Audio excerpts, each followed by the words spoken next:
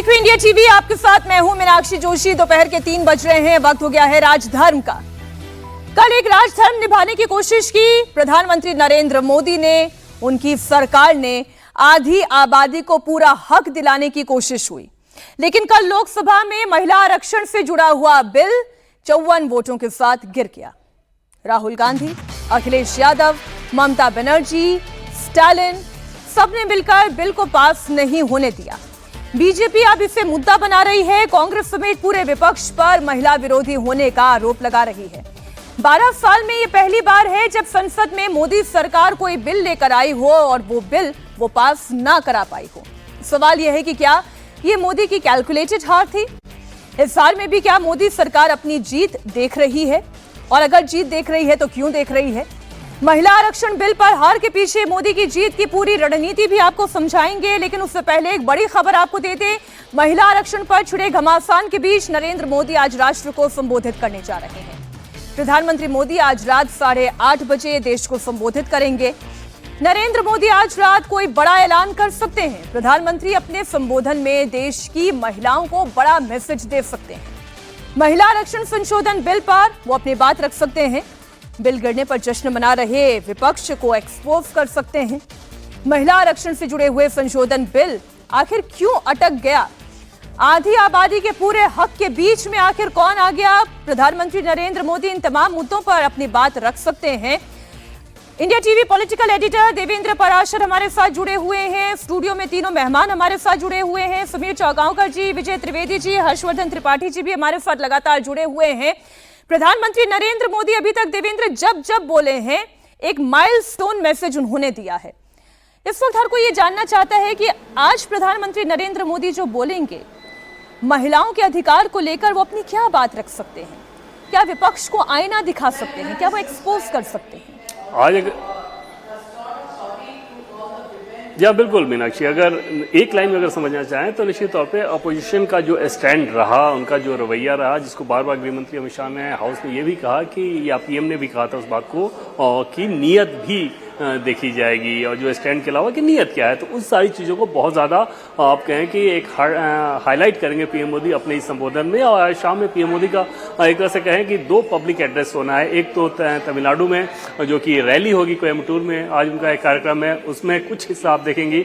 लेकिन रात 8:30 बजे वाला जो राष्ट्र के नाम जो संबोधन होगा वो तो पूरी तरह से महिला आरक्षण बिल पे अपोजिशन का जो स्टैंड रहा है और अपोजिशन ने जो कुछ भी किया उन सारी चीज़ों के इर्द गिर्द ही होगा। और कैबिनेट की बैठक में भी पीएम मोदी ने कुछ देर बोला। हालांकि मीनाक्षी, आप सोचें कि आज जो कैबिनेट की बैठक हुई थी, उस कैबिनेट की बैठक में अपोजिशन के हिसाब से अगर देखें तो अपोजिशन को ये समझ में आ रहा होगा कि सरकार के लिए अभी सब कुछ सिर्फ यही होगा कि कैसे अपोजिशन को एक्सपोज करें। लेकिन उसमें कैबिनेट ने बहुत सारे फैसलों पे मुहर लगाई। इसके अलावा इकोनॉमिक रिफॉर्म पे पीएम मोदी ने काफी कुछ बोला। और फिर महिला आरक्षण बिल पे जब उन्होंने बोला तो ये कहा कि ये इतना जरूरी फैसला था देश की महिलाओं के लिए, और 2029 में ही इसे लागू करना चाह रहे थे संसद में और विधानमंडलों में 33% महिलाओं के लिए आरक्षण। तो उस काम को अपोजिशन ने होने नहीं दिया। अपोजिशन को इसका खामियाजा भुगतना पड़ेगा, क्योंकि देश की महिलाएं उनको माफ नहीं करेंगी। और मसला अगर आप मीनाक्षी देखें, पार्लियामेंट में पीएम मोदी बार बार इस बात को कह रहे थे कि कोई क्रेडिट लेने वाली बात नहीं है। अगर किसी दल विशेष को ऐसा लगता है कि ये इस दल को इसका फायदा हो जाएगा तो सर्वसम्मति से पास करा दे, फिर उसमें किसी की बात नहीं रह जाएगी। दूसरी चीज ये कि जो किसी भी दल के ऊपर कोई आरोप लगाना कि आप ये कर रहे हो या आप ये नहीं कर रहे हो, वो समस्या है, तभी तो रिजर्वेशन की जरूरत है। इस पे कहाँ किसी को डाउट है? वो कंडीशन है कि महिलाओं की जितनी भागीदारी होनी चाहिए और नीति निर्माण में उतनी नहीं है, और उसके चलते रिजर्वेशन की जरूरत है। उसमें फिर अड़ंगा डालने की क्यों नौबत आई? इन सारे चीजों के बैकग्राउंड में ही पीएम मोदी का संबोधन आज होने वाला है। जी, स्टूडियो में भी इस चर्चा को लेकर आते हैं। हर्षवर्धन जी, प्रियंका गांधी आज जब प्रेस कॉन्फ्रेंस करी थी तो वो क्या कह रही थी? वो ये कह रही थी कि गृह मंत्री ने कहा था, प्रधानमंत्री ने सदन में कहा था कि आज महिलाओं को उनका हक देने में विपक्ष अगर साथ नहीं देती है, वो ये मौका चूक जाती है, तो इसका खामियाजा खुद विपक्ष को भुगतना पड़ेगा। वो ना कभी चुनाव जीत पाएंगे, ना वो कभी सत्ता में आ पाएंगे। क्या आज प्रधानमंत्री नरेंद्र मोदी का संबोधन इन तमाम आरोपों पर एक बड़ा वार हो सकता है? क्या विपक्ष को आईना दिखाने की तरफ एक संबोधन हो सकता है कि एक फैसले ने कैसे आधी आबादी का हक मारा है? देखिए, मुझे लगता है कि ये तो किसी भी सामान्य महिला से अगर अभी आप चर्चा करें तो क्या एक लाइन में क्या आएगा कि भाई रुक गया। वो क्यों रुका? क्योंकि वोटिंग हुई और उस वोटिंग पर विपक्ष नहीं आया इधर, और ये तय था कि नहीं आया। प्रधानमंत्री नरेंद्र मोदी को ये पता था कि विपक्ष ये बात बार बार कहेगा कि भाई देखिए, आप तो सिर्फ पॉलिटिकल माइलेज के लिए ले आए, अपना नैरेटिव आपको बनाना था, इसे पारित नहीं कराना था, नंबर आपके पास नहीं थे। लेकिन सवाल यह कि क्या कॉन्स्टिट्यूशनल अमेंडमेंट में नंबर नहीं थे, ये कहकर इस तरह का बिल नहीं आने दिया जाएगा? क्या जहां पर महिलाओं के हक की बात है, उस हक की बात को सिर्फ इसलिए क्योंकि वो नरेंद्र मोदी प्रधानमंत्री हैं, इनको श्रेय मिल जाएगा? अरे भाई, राजीव गांधी नहीं पास कर पाए थे ना पंचायती राज वाला, वो कहां पारित हुआ? वो तो नरसिम्हा राव के समय में पारित हुआ। फिर भी कांग्रेस आज कहती है ना कि हमारा श्रेय है। और ये तो एक ऐसी बात हो गई, फिर तो देश में लोकतांत्रिक प्रणाली में, जिसको हम बार बार कहते हैं कि डेमोक्रेटिक प्रोसेस में, तो ये एक बैटन रिले होती है ना, एक से दूसरी सरकार, दूसरी से तीसरी सरकार जाता है। और आप महिला आरक्षण के मुद्दे पर उस जो दौड़ है उसको पूरी तरह से रोक देना चाहते हैं। 3 दशक से अधिक समय से आप यही कर रहे हैं। मुझे लगता है प्रधानमंत्री नरेंद्र मोदी इन्हीं बातों को रात 8:30 बजे फिर से अपने तरीके से, और जाहिर है उसमें जो उन्होंने उस वक्त भी कहा था, अमित शाह जो कहते रहे, इसमें जो इमोशनल एंगल है, इसमें जो मोदी सरकार की नीतियां शामिल हैं, जिसके आधार में महिलाएं शामिल हैं, उसको भी वो रखने की कोशिश करेंगे और समझाने की कोशिश करेंगे कि देखो, हम यहां से चले थे, यहां तक ले आए, और हमने जो हो सकता है इसका भी वो जिक्र करें। लाल किले से उन्होंने कहा था कि 1 लाख नौजवानों को हम शामिल करेंगे, और ये तो सच है ना कि अगर सीटें इतनी बढ़ती, उसमें महिलाएं आती, तो भले ही परिवारवाद आता, भले ही पॉलिटिकल क्लास की महिलाएं आती, लेकिन नौजवान नए लोग इसमें शामिल होते। उस प्रोसेस को भी इस बिल के गिर जाने से उसमें बाधा पड़ी। एक विपक्ष जो देवेंद्र, विपक्ष जो नैरेटिव गढ़ने की कोशिश कर रहा है, वो ये कह रहा है कि सरकार इस बिल को पास कराने के नाम पर मनमाने तरीके से परिसीमन कराना चाहती थी, और उस परिसीमन के बहाने हमेशा के लिए चुनाव को जीतने के लिए एक कहानी गढ़ना चाहती थी। वो हमने नहीं होने दिया, हमने संविधान की सुरक्षा की है। आज इस नैरेटिव को भी चैलेंज करेंगे प्रधानमंत्री नरेंद्र मोदी? और 2023 में भी जब नारी शक्ति वंदन अधिनियम को संसद ने सर्वसम्मति से मंजूरी दी, तब भी उसमें ये प्रावधान था कि उसके बाद सेंसस होगा, फिर डिलिमिटेशन होगा। तो डिलिमिटेशन तो होना ही होना है, और ऐसा नहीं है कि डिलिमिटेशन नहीं होना है, और वो डिलिमिटेशन कमीशन का काम है, और वो डिलिमिटेशन कमीशन के काम को धरातल पर उतरना ही है। तो इसमें कोई ऐसी चीज नहीं थी। और बार बार उदाहरण ये देना कि जम्मू कश्मीर, असम, आप किसी भी कांग्रेस के नेता से देखें तो जम्मू कश्मीर और असम का उदाहरण देते हुए नजर आएंगे, और वहां के कुछ कंस्टिट्यूंसीज को उठाकर, वो दिल्ली की विधानसभा में जो 2008 में डिलिमिटेशन हुआ और जिस तरीके का हुआ, उसके बारे में कोई बात नहीं करेंगे। तो डिलिमिटेशन को लेकर तो आरोप हमेशा से रखते हैं। उत्तर प्रदेश में आप देखें तो कई सारी चीजें, मुरादाबाद को उठा के देखें, या पूर्वी उत्तर प्रदेश में आप गाजीपुर की सीट को उठाकर देखें, कई सारी सीटें ऐसी रही जिसको जिस तरीके से रिऑर्गेनाइज किया गया उसमें बहुत बड़ा फर्क नजर आ जाता है। लेकिन ये सारी चीजें एक तरह से कवर अप थी। कोशिश ये थी अपोजिशन की कि क्योंकि बीच चुनाव चल रहा है तमिलनाडु में, बंगाल में, अलग से 3 दिन का एक्सटेंडेड सेशन बुलाया गया, यानी कि पिछले सेशन को 3 दिन अभी एक्सटेंड किया जा रहा है। उसमें सरकार ये बिल लेकर आ रही है, तो हम सरकार के साथ कैसे खड़े हो जाएं, कैसे ये दे दे मौका। 2023 में जब पास हुआ था मीनाक्षी, तो उस समय एक चीज और ध्यान रखना चाहिए कि उस समय कम से कम लोकसभा में सीधे सीधे अपोजिशन को ये समझ में आ रहा था कि एनडीए अपने दम पर ये पास करा लेगा, बस महज कुछ सांसदों की जरूरत है जो कि बहुत आसानी से वो मैनेज कर लेंगे। और दूसरी चीज कि 2024 में लोकसभा चुनाव होना था, इमीडिएट इलेक्शन था लोकसभा का, तो उसमें ये खतरा वो नहीं उठा सकते थे कि महिला विरोधी का ठप्पा लगे।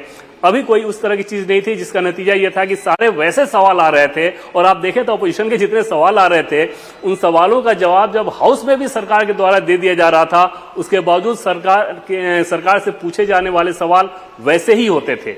उसमें एकदम से ये समझ में आता था कि जवाब से मतलब नहीं है, सवाल आपको पूछना है। उसके पीछे वजह ये थी कि पॉलिटिकल ऑप्टिक्स से इस मसले को देखा जा रहा था, जिसका नतीजा रहा कि ये बिल गिरा। मीनाक्षी, बिल्कुल आप ठीक कह रहे हैं। और विजय जी, कल की प्रोसीडिंग के दौरान ही एक मौका ऐसा आया जब केसी वेणुगोपाल, अभी थोड़ी देर पहले भी हम जो चर्चा कर रहे थे कि केसी वेणुगोपाल और अमित शाह के बीच में बातचीत हो रही थी, और उन्होंने कहा कि हमें ये चाहिए, उन्होंने कहा ठीक है हम ये कर सकते हैं। ऐसा लग रहा था कि कुछ सहमति बन सकती है, लेकिन विपक्ष एडमेंट था। क्यों? क्योंकि उन्हें सरकार की नीयत में खोट दिखाई दे रही थी। देखिए, अब वो मेरे ख्याल से पानी उससे आगे बह गया, कल की बहस से आगे। प्रधान जो हुआ वो तो उनको वेणुगोपाल का तो इंतजार नहीं करना था, वेणुगोपाल की सहमति के इंतजार की तो जरूरत नहीं थी। जाहिर है बिल में तो वैसे भी वो जो कल भी हमने चर्चा की थी, कॉन्स्टिट्यूशनल कमिटमेंट बिल में होते हैं, भाषण में नहीं होते। और वेणुगोपाल ने जो बात की वो होम मिनिस्टर ने कहा कि हम तैयार हैं, तो सरकार ला सकती थी और लाने की जरूरत नहीं थी, अमेंडमेंट अलग से लाने की जरूरत नहीं थी। सरकार कहती है कि जब बिल पास होगा तो इस अमेंडमेंट को हम ले आएंगे उसमें, उसको अलग से लाने की जरूरत नहीं है। कहीं पर जब चर्चा में बिल पास हो रहा होता तो आप उस अमेंडमेंट को रखते और पास करवा लेते, वो इशू नहीं है। प्रधानमंत्री जी का जो संबोधन है वो मैं समझता हूँ वो हेड ऑन है, कि प्राइम मिनिस्टर ने तय किया कि इस इशू पर हम हेड ऑन होंगे, मतलब आमने सामने की लड़ाई कर लीजिए। अब जो हो गया वो तो हो गया, ठीक, हेड ऑन लेना कि भाई आप ये नैरेटिव नहीं चला सकते कि इस सरकार की मंशा इस बिल को पास कराने की नहीं थी, और हम जो भी होगा, जो संभव होगा, जो मुमकिन होगा, जहां तक होगा वहां तक इस बिल को पास कराने की कोशिश करेंगे। ये इस संबोधन का मूल मकसद होना चाहिए, ऐसा मुझे लगता है। क्या बोलेंगे क्या नहीं बोलेंगे तो वो एक अलग इशू है। आपने एक बहुत इंटरेस्टिंग शब्द का इस्तेमाल किया अभी अपने इंट्रो में कि क्या वो कैलकुलेटेड, जी हाँ, हार, कैलकुलेटेड हार थी। मैं इस पर कोई शक नहीं कर रहा, लेकिन ये एक ऐसा इंटरेस्टिंग आपने ऐसे मार्क किया उस बिल को कि कैलकुलेटेड हार का मतलब क्या होता है। कैलकुलेटेड हार का मतलब होता है कि सरकार को पता है कि ये बिल पास नहीं हो सकता, लेकिन हम अपने नैरेटिव के साथ जाना चाहते हैं। इसमें भी कोई बुराई नहीं, क्योंकि सरकार का मकसद तो, पॉलिटिकल पार्टीज का मकसद तो नैरेटिव कायम करना।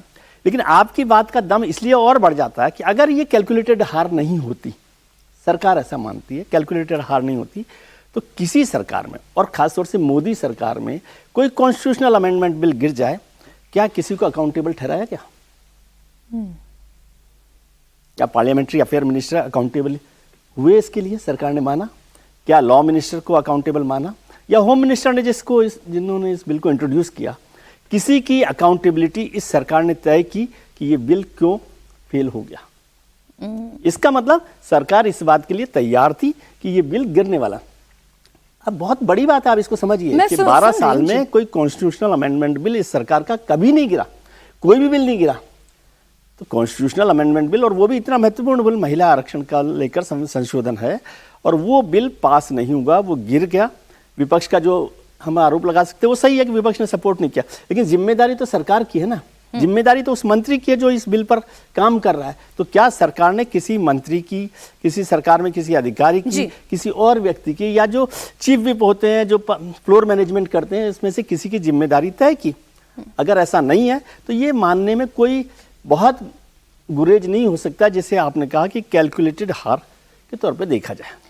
नरेंद्र मोदी आज रात 8:30 बजे क्या बोलेंगे, इस पर पूरे देश की नजर होगी।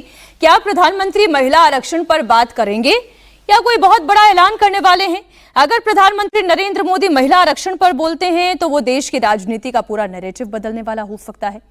इस बिल को गिराने वाली कांग्रेस पार्टी अपनी जीत का जश्न मना रही है। आज ही प्रियंका गांधी वाड्रा ने प्रेस कॉन्फ्रेंस की और कहा कि सरकार की मंशा को लेकर विपक्ष ने एकजुट होकर सरकार को हराया है। मैं बहुत खुश हूं कि आप सबने, देश ने देखा कि जब विपक्ष एकजुट हो जाता है तो किस तरह से इनको हराया जाता है। किसी ने मुझे पूछा आते हुए कि ब्लैक डे है, आप ये सरकार कह रहे हैं कि ब्लैक डे है। ब्लैक डे इनके लिए इसलिए है क्योंकि पहली बार इनको धक्का लगा जो लगना चाहिए था। आज की महिलाओं की समस्याएं बहुत ज्यादा बढ़ रही हैं, संघर्ष बढ़ रहा है। बेवकूफ नहीं है महिलाएं, सब कुछ देख रही हैं। वो पीआर, मीडियाबाजी वो अब नहीं चलेगी। कुछ ठोस करना है तो आप 2023 में जो सर्वसहमति से जो विधेयक पास हुआ था, पारित हुआ था, सारे दलों ने उसका समर्थन किया था, उसको लाइए। उसमें अगर कुछ एकाध संशोधन करना है छोटा, ताकि वो अभी लागू हो सकता है, करिए और उसको अभी लागू करिए। कल जो हुआ वो लोकतंत्र के लिए एक बहुत बहुत बड़ी जीत रही। ये संविधान की जीत थी, देश की जीत थी और विपक्ष की एकता की जीत थी। मेरे ख्याल से पूरी साजिश जो रची गई षड्यंत्र की तरह, कि किसी न किसी तरह से हमें सत्ता में रहना है।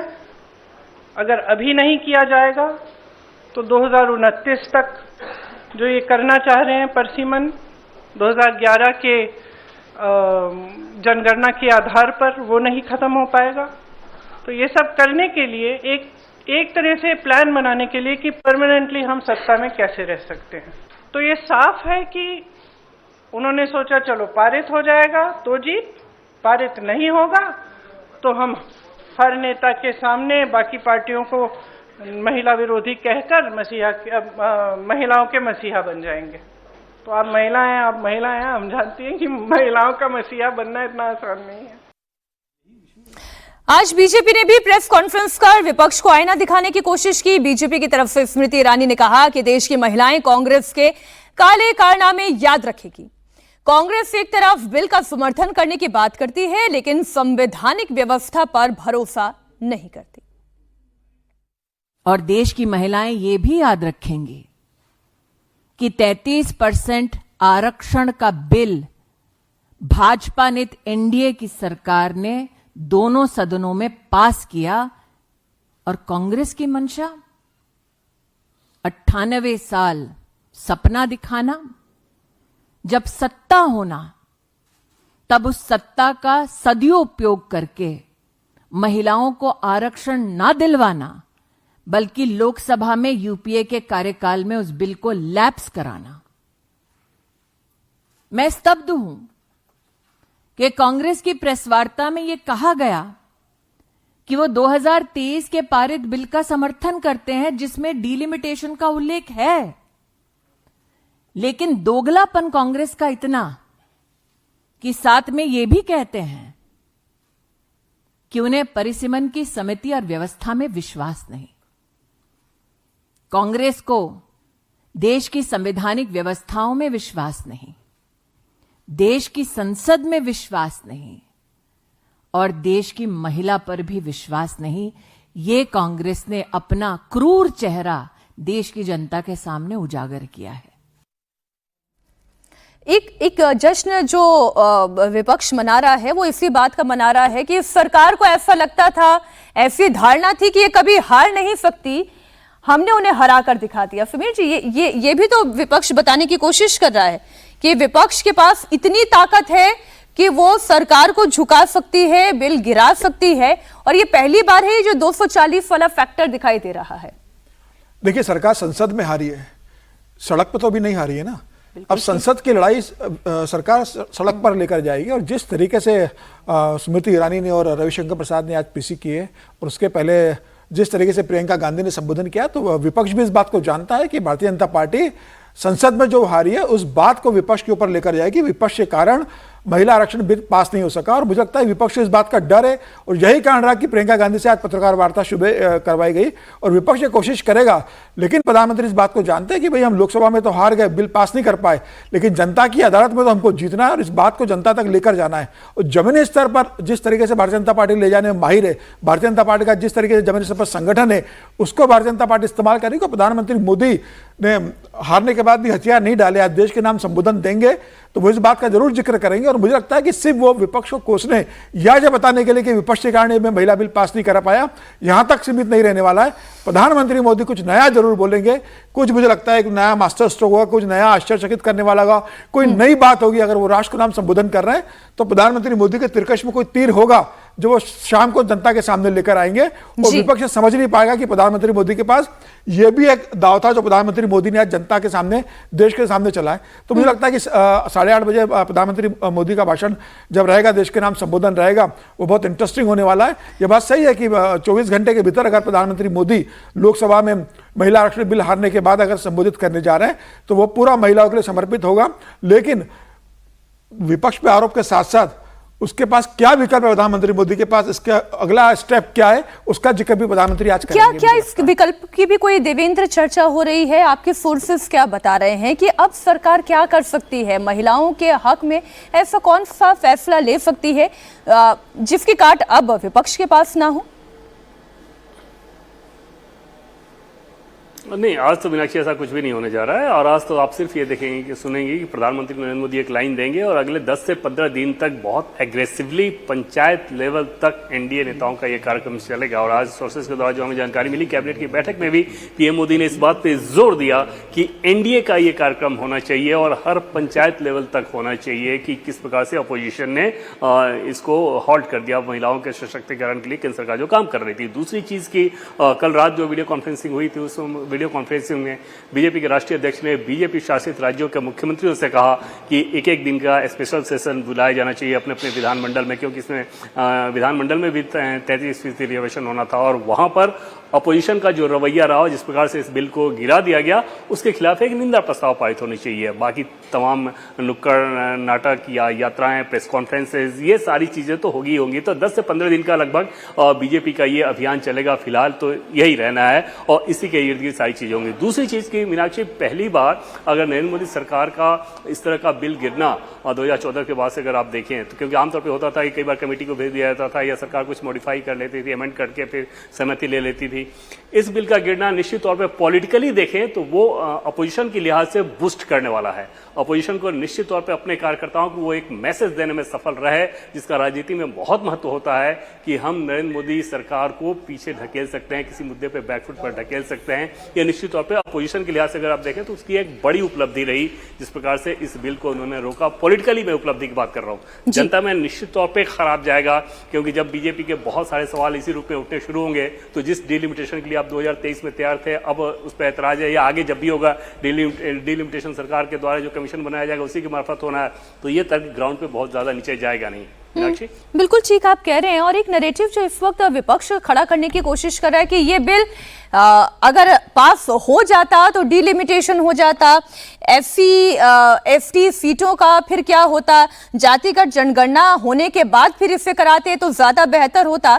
ऐसी बहुत सी बातें और कही गई देवेंद्र, जिसमें मैं अगर एससी एसटी के अलावा ओबीसी को भी गिनूं और उसमें भी मुस्लिम तुष्टीकरण की राजनीति जो कि कार्ड अखिलेश यादव की पार्टी के तमाम सांसद खेलते हुए नजर आए, या असदुद्दीन ओवैसी की हम बात कर ले, वो भी खेलते हुए नजर आए, इन सब पर वार तो होगा। बिल्कुल मीनाक्षी, इन दोनों ही स्टैंड को देखें तो ये समझ में आ जाएगा कि अपोजिशन का जो रवैया था वो इस बिल को लेकर किस प्रकार से प्रीजुडिस था कि किसी भी मुद्दे पे हमें इसको रोकना है, तर्क जहां से जो समझ में आ जाए उसको गढ़ लेना है। डिसीजन पहले हो चुका था कि रोक देना है, बाकी चीजें बाद में तय हो रही थी। जो ओबीसी रिजर्वेशन पार्लियामेंट में या विधानमंडल में पुरुषों के लिए नहीं है, वहां पर महिलाओं रिजर्वेशन में ओबीसी रिजर्वेशन को दिया जाना, यह समझा जा सकता है कि ये किस प्रकार की बात थी। खासतौर पे तब जब नरेंद्र मोदी सरकार का ओबीसी के मामले में अपना ग्राफ देखें तो वो फिर इतना चमकदार आपको नजर आएगा कि 27 केंद्रीय मंत्री हैं वहां पे, सांसदों की बात कर लें, विधायकों की बात कर लें, विधान परिषद की बात कर लें, पार्टी के नेताओं की बात करें, तो एक लंबी चौड़ी फहरिस्त है जिसमें ओबीसी रिप्रेजेंटेशन बहुत ज्यादा है। पिछले 10 सालों में 11 सालों में बीजेपी ने बहुत ज्यादा दिया है, लेकिन वो सारे तर्क सिर्फ मीनाक्षी इस लिहाज से गढ़े जा रहे थे अपोजिशन के द्वारा कि ऑप्टिक्स में खराब ना जाए। जैसे हर अपोजिशन का कोई सांसद खड़ा होता था तो ये बात जरूर कहता था कि बिल के समर्थन में है, लेकिन ये, अगर ये, किंतु ये, परंतु ये, क्योंकि उनका डिसीजन एकदम से तय था कि हमको सरकार को ये मौका नहीं देना है। और कल जब सरकार के फ्लोर मैनेजर्स बातचीत कर रहे थे अपोजिशन के द्वारा कल भी, तो उस समय जब अपोजिशन के एक बड़े नेता से बात हुई तो उन्होंने सीधे इस साइन मार्क करके कहा कि तीनों ही bill big no big no big no, मतलब वो एकदम से डिसीजन था कि हमें इनको मंजूरी नहीं देना है और सरकार को ये मौका नहीं देना चाहते। जाहिर तौर पे उनके हिसाब से अगर देखें तो अपोजिशन तो अपना ही स्टैंड रखेगा। तो उनको ये समझ में आ रहा था कि सरकार को अगर हमने ये इजाजत दे दी, भले ही सर्वसम्मति से पास हो गया, तो फिर सरकार बहुत ज्यादा अपबीट मूड में जाएगी इस इलेक्शन के दरमियान। वो ये मौका वो भी नहीं देना चाह रहे थे। तो कुल मिलाकर अब नैरेटिव का ही गेम चलना है मीनाक्षी अगले कुछ दिनों तक, और उसमें समझ में आएगा कि जनता को किसने अपनी बात ज्यादा बेहतर समझा दी। बिल्कुल एक बड़ी खबर और दे दर्शकों को। राहुल गांधी के घर के बाहर बीजेपी इस वक्त प्रदर्शन कर रही है। महिला आरक्षण बिल गिराने के विरोध में बीजेपी का प्रदर्शन हो रहा है। राहुल गांधी के घर के बाहर की तस्वीरें भी हम आपके सामने रखेंगे। इंडिया टीवी संवाददाता शोएब रजा इस वक्त वहां पर मौजूद हैं। हाँ शोएब, तस्वीरें दिखाएं, वहां पर क्या परिस्थिति है बताएं।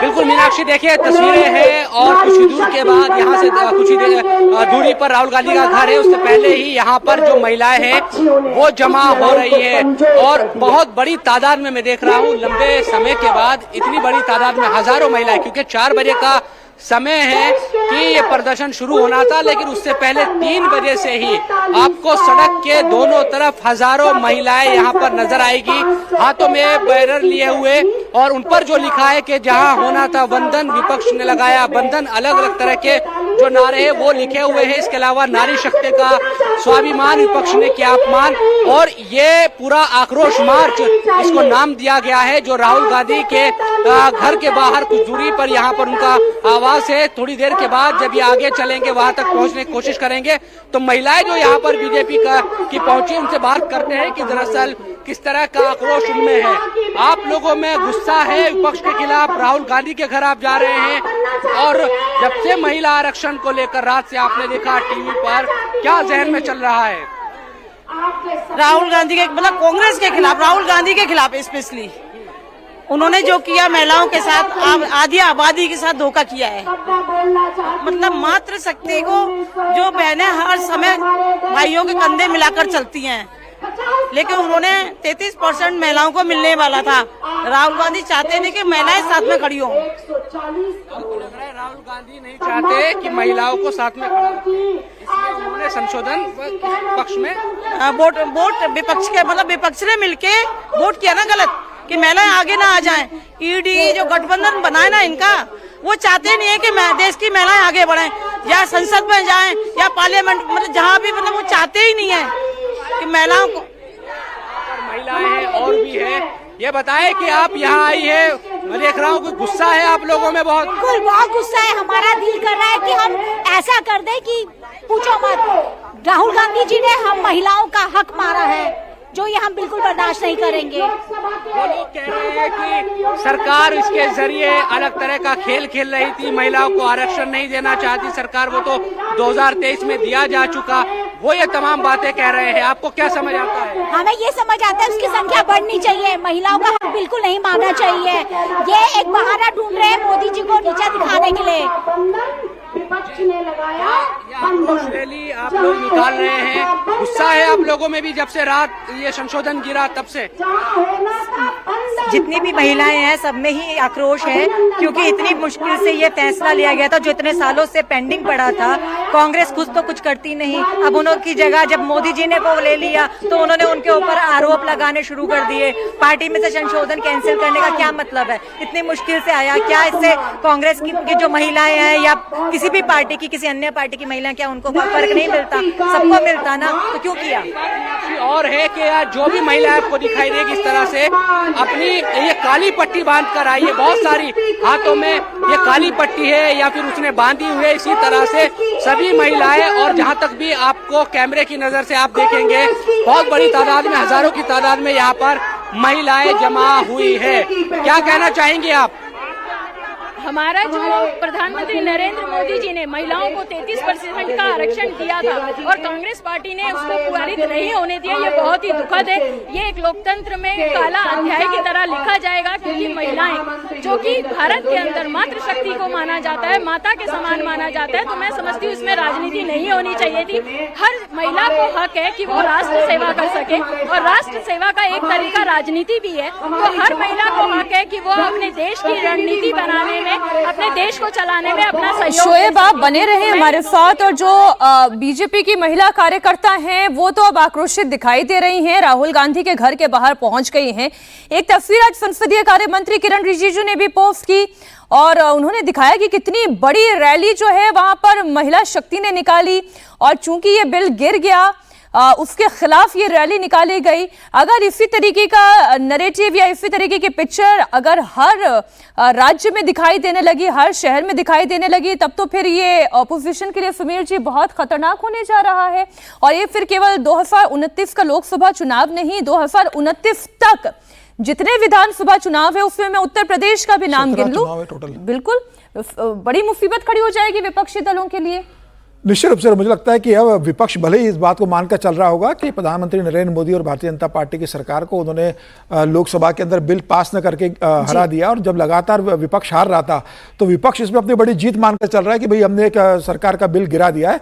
लेकिन वो इस बात को जज नहीं कर पाया कि जमीनी स्तर पर उसका विरोध कैसे होगा, और भारतीय जनता पार्टी इस तरीके से चीज़ों को लेकर नैरेटिव सेट करना, जमीन तक लेकर जाना, पंचायत से लेकर जाना, ब्लॉक स्तर से बात करना, विधानसभा में पार्षद लेवल पर नीचे से लेकर ऊपर तक किस तरीके से विरोध दर्ज कराना, कराना, मुझे लगता है भारतीय जनता पार्टी से बहुत माहिर और बहुत अच्छा उनका ऑर्गेनाइजेशन है, उसकी शुरुआत हो गई। आज राहुल गांधी के घर के बाहर जिस तरीके से बीजेपी के कार्यकर्ता प्रदर्शन कर रहे हैं, और मुझे लग रहा है आने वाले दिनों में ये पूरे देश में, पूरे प्रदेश में देखने को मिलेगा, जहां भारतीय जनता पार्टी और एनडीए के नेता जमीनी स्तर पर विरोध प्रदर्शन करेंगे और कांग्रेस को, विपक्षी दलों को इसका दोष देंगे कि उनके कारण इतना बड़ा संवैधानिक संशोधन हो नहीं सका, और महिला को जो 33% आरक्षण मिलने वाला था प्रधानमंत्री मोदी के कारण, वह विपक्ष के चालाकियों के अंदर डूब गया। तो इस चालाकी पर मुझे बड़ी हैरानी होती है, जो कहते हैं कि अगर कोटे के अंदर कोटा नहीं दिया गया तो ऐसी परिस्थिति में जो प्रिविलेज क्लास है केवल वही पॉलिटिक्स में आएगी।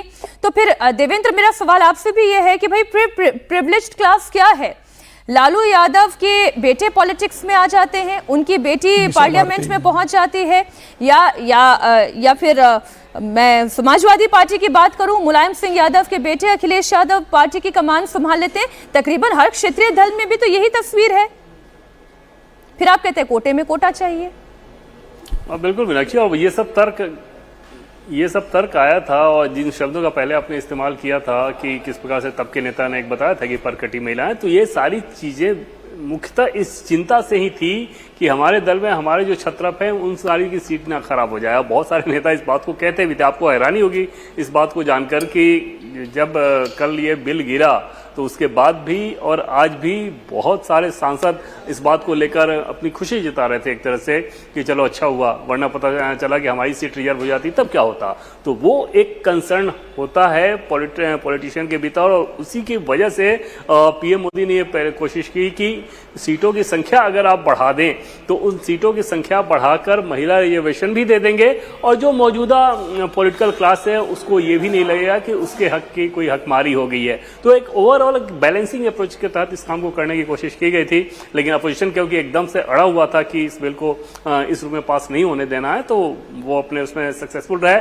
बाकी सारी जितनी बातें हैं वो सिर्फ ऑप्टिक्स के तहत। अखिलेश यादव भी बखूबी जानते हैं कि धर्म के आधार पर आरक्षण नहीं दिया जा सकता, बावजूद इसके इस बात को कह रहे थे क्योंकि अगले साल विधानसभा चुनाव होना है और वहां पर उस नैरेटिव को उनको लेके जाना है कि मैं मुस्लिम महिलाओं के लिए मैंने बात की। आपने ध्यान दिया होगा आज जब प्रियंका गांधी का प्रेस कॉन्फ्रेंस हुआ, उस प्रेस कॉन्फ्रेंस में एक सवाल पूछा गया था मुस्लिम रिजर्वेशन को लेकर भी कि समाजवादी पार्टी ऐसा कह रही है। ओबीसी वाले मुद्दे पे उन्होंने बोला, लेकिन मुस्लिम रिजर्वेशन वाले मुद्दे पर कुछ भी नहीं कहा। अगर प्रियंका गांधी के सामने एक स्ट्रेट फॉरवर्ड सवाल वहां पे ये आ गया होता कि क्या कांग्रेस पार्टी मुस्लिम रिजर्वेशन के उस पक्ष में है जो कि समाजवादी पार्टी कह रही थी, फिर आप देखते कि प्रियंका गांधी के लिए वहां पर कितनी मुसीबत होती। तो ये सारी चीजें सिर्फ इस लिहाज से अभी देखी या कही जा रही हैं कि आपके राजनीतिक चश्मे में जो फिट बैठे और अपने ऑडियंस को जो आप मैसेज देना चाहें। तो अभी जो मुख्यतः लड़ाई चलनी है वो ऑडियंस बेस्ड लड़ाई चलनी है कि कौन ज्यादा पुरजोर तरीके से अपनी बात और ज्यादा तार्किक तरीके से अपनी बात नीचे ग्राउंड तक पहुंचा पाता है। मीनाक्षी जी, दिल्ली की एक बार फिर से तस्वीर आपको दिखाते हैं। राहुल गांधी के घर के बाहर प्रदर्शन में दिल्ली की मुख्यमंत्री रेखा गुप्ता भी शामिल होने जा रही हैं। महिला आरक्षण संशोधन बिल को लेकर रेखा गुप्ता ने कहा कि देश भर में महिलाएं विपक्ष के रवैये से निराश हैं। विपक्ष ने गंदी राजनीति से महिलाओं से सम्मान और स्वाभिमान को ठेस पहुंचाने ये बातें भी रखी। रेखा गुप्ता से बात की हमारे संवाददाता ने।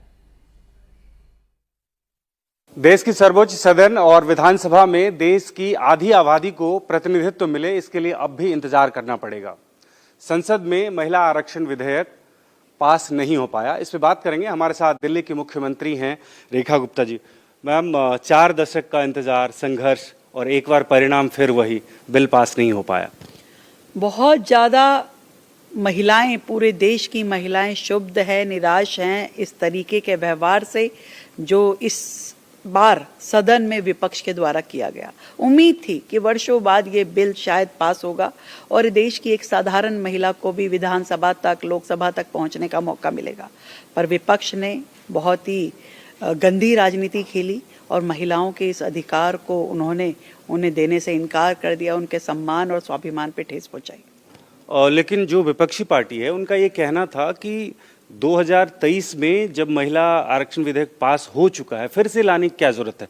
इसके जरिए आप डीलिमिटेशन बिल पास करवाना चाहते थे। उन्हें भी मालूम है कि अगर उसी स्वरूप में ये बिल लाया जाता तो शायद 2029 तक तो मौका हमें मिलता ही नहीं और अगले 5 वर्ष और इंतजार करना पड़ता। तो ये चाहते यही हैं कि वर्षों वर्ष तक ये चीज़ें चलती रहे, तब ना मोदी होते ना कोई और होते तो पता नहीं कल क्या होता क्या नहीं होता। आज अपने समय में जब सामने कोई चीज़ हो रही है उसको मना करके, जब आप सत्ता में थे तब आपने नहीं किया, आज मोदी जी लाए तब आपने नहीं किया, तो किस कल का इंतजार करे देश की महिला, किस कल का इंतजार करे? जब आप आज किसी चीज को नहीं कर सकते तो हम ये मानते हैं आप इस चीज को कभी करना चाहते थे, ना करना चाहते हैं, ना कभी करेंगे। प्रियंका गांधी ने ये कहा है कि आधी आबादी को प्रतिनिधित्व देने की आप बात करते हैं, पास हो गया था पहले ही 543 में, आप दीजिए, आपको कौन मना कर रहा है? फिर से हम लोग सब सपोर्ट करेंगे उसी पार्लियामेंट में। मैं ये बता दूं, देश की जनता जिन्हें वो सोच रहे हैं कि उन्हें पता नहीं है, 543 की बात कह के, कभी कोटे में कोटा की बात कह के, कभी डिलिमिटेशन की बात कह करके इन्हें विरोध करना ही था। कारण ए कहें या बी कहें, परंतु उन्हें मालूम है कि ये बिल यदि पास होता है, एक साधारण महिला चुनाव लड़ने की अधिकारी बन जाती है तो इन मठाधीशों की कुर्सी खतरे में ना पड़ जाए। इनके घर की महिलाएं जो आज वो जम के वहां बैठी हुई हैं उनको खतरा ना हो जाए, इसलिए उन्होंने विरोध किया है। आज 543 की बात कर रहे हैं, मुझे बताइए 1971 में 543 सीटें बनी थी, आज 50 साल बाद भी आप 543 पे ही चुनाव लड़ेंगे? जनसंख्या 3 गुना ज्यादा हो गई, सीटें उतनी रहे, क्यों रहे भाई? दिल्ली की मुख्यमंत्री रेखा कह रही हैं, उनसे बात की हमारे संवाददाता भास्कर मिश्रा ने और आपने उनकी पूरी बातचीत देखी। प्रधानमंत्री नरेंद्र मोदी आज शाम 8:30 बजे जब अपनी बात रखेंगे तो आज रात अपनी बात में एक बार फिर से विपक्ष को एक्सपोज करेंगे। प्रधानमंत्री नरेंद्र मोदी एक बार फिर से देश की आधी आबादी महिलाओं को संबोधित करने जा रहे हैं और ये बताने जा रहे हैं कि कैसे विपक्ष ने सरकार की इतनी अच्छी मंशा पर, महिलाओं को उनका हक दिलाने पर कैसे पानी फेरा। इस खबर पर हमारी नजर लगातार बनी हुई है। सुमीर जी, बहुत शुक्रिया आपका हमारे साथ जुड़ने के लिए, बातचीत के लिए।